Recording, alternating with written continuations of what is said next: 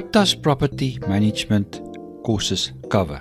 Property management courses cover practical administration techniques for homes, apartments, co-ops, condos, subsidized housing, office buildings, retail properties, and industrial amenities, with professional strategies in marketing and publicity, referrals, using leasing agents, buying, selling and closing, understanding and negotiating leases, landlord-tenant obligations, qualifying tenants and collecting rent, planning contracts, schedules and reports, teaching you everything you need to understand about repairs, maintenance and advancements, managing utilities, power conservation, cash flow, management charges, tax records and insurance.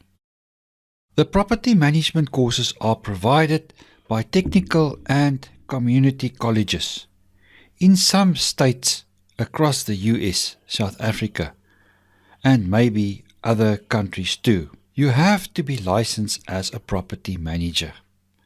The graduates of property courses could earn professional certification through the National Property Management Association. If a student has no management previous experience, he may qualify for the Certified Professional Property Management or Certified Professional Property Administrator Professional Official Recognition. There are also online property courses available for students preferring the e-learning approach. Visit the link effectivepropertymanagement.com in the course description below this video and enroll for a free introductory course to property management.